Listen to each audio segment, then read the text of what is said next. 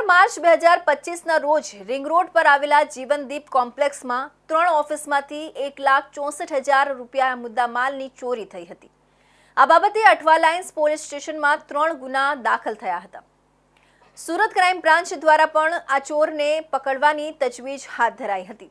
Surat crime બ્રાન્ચે spider ચોર વિમલસિંહ ઉર્ફે ભોલાને ઝડપી પાડ્યો હતો। સુરત શહેરમાં ગત તારીખ 12 માર્ચ 2025ના રોજ અઠવા લાઇન્સ પોલીસ મથકની હદમાં આવેલા રિંગ રોડ પર આવેલા જીવનદીપ કોમ્પ્લેક્સમાં પહેલા માળ પર આવેલી વિનેશ રેયોન નામની ઓફિસમાંથી રોકડા રૂપિયા 60,000, એક મોબાઈલ ફોન અને સોનાની કાનમાં પહેરવાની બુટ્ટી 1 નંગ તથા સીએની ઓફિસમાંથી એક મોબાઈલ અને સીસીટીવી કેમેરાનું મેમરી કાર્ડ તથા ચોથા માળે આવેલી રિલાયન્સ પોલિસ્ટર નામની ચાંદની ઓફિસમાંથી રોકડા રૂપિયા 6,100 અને કેમેરા ડીવીઆર નંગ 2 અને રાઉટર 1, આમ ત્રણેય ઓફિસ મળી કુલ 1.64 લાખના રોકડ તથા મુદ્દામાલ ચોરી થઈ હતી।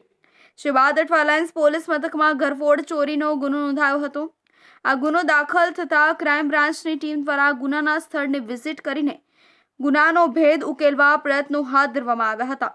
ચોરી કરનાર ઇસમ પાઇપ વાટે જ આસાનીથી નીચે ઉતરી ગયો હતો। દરમિયાન ક્રાઇમ બ્રાન્ચની ટીમે આ ગુનામાં સંડોવાયેલા આરોપી વિમલસિંહ ઉર્ફે ભોલા મહેન્દ્રસિંહ રાજપૂતને સુરત શહેરના રાંદેર સ્થિત શીતલ ટોકીઝ રિવરફ્રન્ટ નજીકથી ઝડપી પાડ્યો હતો। પોલીસના જણાવ્યા મુજબ આરોપી હાઈરાઇઝ બિલ્ડિંગ કે 3 કે 4 માળના ઘરમાં ચોરી કરવા સ્પાઈડરમેનની માફક બિલ્ડિંગ કે ઘરની દિવાલ પાછળ લગાવવામાં આવેલા પાઇપ પકડી ઉપર ચડી ઘરમાં કે બિલ્ડિંગમાં ઘૂસી ઘરફોડ ચોરી કરવાની મોડેસ ઓપરેન્ડી ધરાવે છે। પોલીસ તપાસમાં અઠવા લાઇન્સ પોલીસ મથકમાં નોંધાયેલા ઘરફોડ ચોરીના ગુનાનો ભેદ ઉકેલાઈ ગયો હતો। જ્યારે પોલીસે આરોપી પાસેથી રોકડા રૂપિયા 2,100 અને 2 મોબાઈલ ફોન જપ્ત કર્યા હતા। વધુમાં આરોપી ગુનાહિત ઇતિહાસ ધરાવે છે। અગાઉ તે સુરત શહેરના અલગ અલગ પોલીસ મથકમાં ઘરફોડ ચોરી સહિત 8 ગુના નોંધાયેલા છે।